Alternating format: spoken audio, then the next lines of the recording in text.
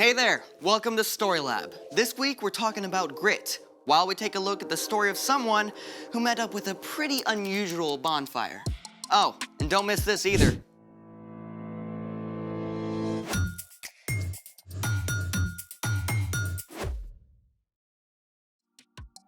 Hey, I'm Amaya. And I'm Zeke. And we're talking about grit, which is refusing to give up when life gets hard. You know what I think is hard? What? Not using your phone. I'm not using mine right now. You gonna get that? It could be important. Oh, it's from you. Well, cell phones can be good. Right. I mean, you might be watching us on a phone right now. Yeah. You have an invitation to play Farm Builder. Ooh. I don't have to look at my phone. You know what? Me neither. I can go longer than you without a phone. Oh, you're on. Let's do it!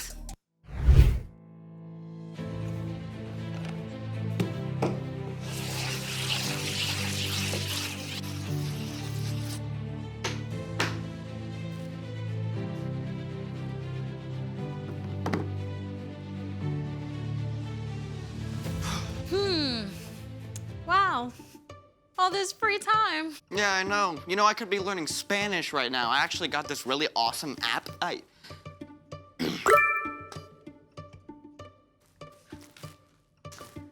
That might be your new game score. Right?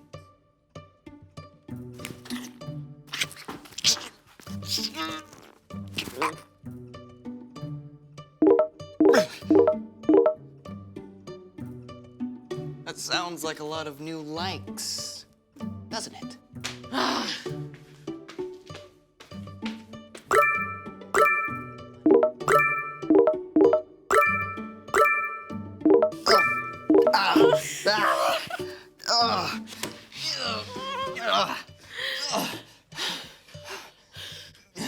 Okay, I'm thinking of something else. Thinking of something else. It's Time! for The story before the story.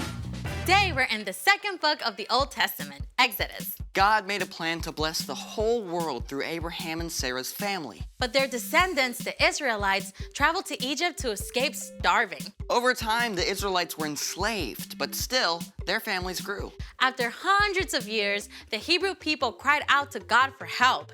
God heard them and chose an unlikely helper. A Hebrew man named Moses who had been raised in Pharaoh's palace, but ran away to live as a shepherd in Midian. Moses is where our story starts. Take it away. Greetings, everyone. There's fire, darkness, frogs, and a whole lot more in this story, so hold on tight.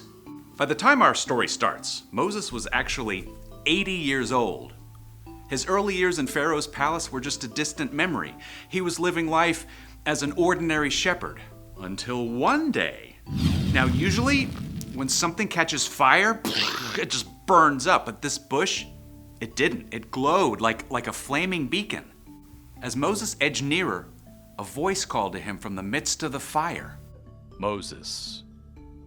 Moses. Here I am. Don't come any closer. Take off your sandals. The place you are standing is holy ground. Moses' hands shook as he tugged off his sandals. I am the God of Abraham, Isaac, and Jacob. I have seen how my people are suffering in Egypt, so I have come down to save them. I will bring them to a good land. So now go. I am sending you to Pharaoh. I want you to bring the Israelites out of Egypt. So many thoughts must have rushed through Moses' head. He had been raised in the palace by Pharaoh's daughter, but that Pharaoh had died and a new Pharaoh was in charge. Also, Moses had no idea if his own people would even accept him. But what if the Israelites don't believe you sent me? Throw your walking stick on the ground. Okay, Moses did what he was told. Right then and there, God turned Moses' walking stick into a snake! And then back into a stick. Still, Moses was nervous. The bush continued to blaze. Lord, I'm a terrible speaker in front of people. Go. I will help you speak. Couldn't you send someone else? Your brother Aaron can speak well. He is already on his way to meet you. Tell him what to say. I will help both of you speak. Even though the thought of facing Pharaoh probably made him sick with fear, Moses did travel back to Egypt. Together, Aaron and Moses spoke to the Israelites. God has heard you. He will lead us out of Egypt. We just have to okay it with Pharaoh. Oh boy. Moses just probably wanted to run, but instead, he made his way to the palace where he had grown up. With Aaron, he stood his ground before the new Pharaoh. Tell him, the Lord says, let my people go. Then they will hold a feast to honor me in the desert. Aaron repeated the words loudly and clearly, and Pharaoh glared down. Who is the Lord? Why should I obey him? Instead of releasing God's people, Pharaoh gave orders for them to work even harder.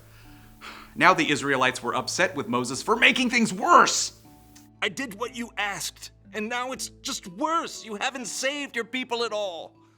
Pharaoh will not listen to you, so I will use my powerful hand against Egypt. I will bring the people of Israel out of Egypt. Even though God performed miraculous signs through Moses and Aaron in front of Pharaoh, he still would not listen. So, the next morning, Aaron and Moses met Pharaoh down at the Nile River. Moses instructed Aaron what to say and do. The Lord has sent me to you. He says, let my people go. But you have not listened. Here is how you will know I am the Lord. Aaron raised his staff high. I will strike the water with this walking stick. The river will turn into blood. The fish will die, and no one will be able to drink the water. The water turned to dark red blood. But still, Pharaoh was stubborn. Moses must have been just tempted to give up and go back to Midian, but God called him to speak to Pharaoh again and again. God says, let my people go. Over and over, Pharaoh promised to release God's people. And every single time, he went back on his word, even though God sent frogs, followed by gnats and flies. All the Egyptians' cattle died. Terrible sores showed up all over the Egyptians and their animals. Hail rained down, destroying crops and tearing leaves from the trees. Locusts finished off anything the hail left behind. Then, deep darkness descended across the whole land for 3 days. And at last came the most awful plague of all. The oldest son of every Egyptian family died. Only the Israelite families were saved by painting the blood of a lamb over their door frames, just as God had told them to do.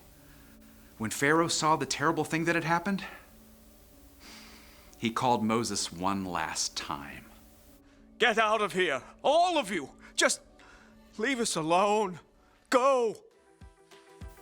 Moses and Aaron gathered the people together. No time to bake your bread. Just bring the dough along. The Israelites packed up in the middle of the night and left as quickly as they could, leading their flocks and herds. After hundreds of years, God's people were finally free. After so long, I bet they wanted to give up. Yeah, but they didn't. They kept going. They kept calling out to God. And Moses. I mean, if I were him, I definitely would have wanted to call it a day and leave. Yeah, right? But Moses held on. He had seen God's presence in the burning bush, and he knew that God saw what he was going through. And the Israelites, too. So, what's our part in the story? Well, when we face tough things, right, we can know that God sees us. God will help us through, even if it's, well, not in the way we expect. Yeah, like maybe someone keeps being mean to you at school. I mean, that's awful. But you don't have to give up. You can talk to a grown-up about it, and you can trust that God will walk with you every step of the way. Or maybe you've got something that doesn't go away, like a food allergy. Oh yeah, that's a really hard one. But instead of giving up and grumbling, you can trust that God is with you and keep going. Yeah, God never intended us to keep going on our own. So God gave us Jesus to walk with us. And when we put our trust in Jesus, He gives us the power to keep going. Thanks, Brian. Yeah. See you next time. So here's the thing. Hold on because God knows what you're going through. And that's how you grow grit. You have 2 game invitations waiting. Are you gonna get that? Nah. Well, thanks for joining us in the Story Lab. See you next time. You really think you can solve that? I'm not Rubik's Cube? smart enough for this. Come on, I'll show you. Oh.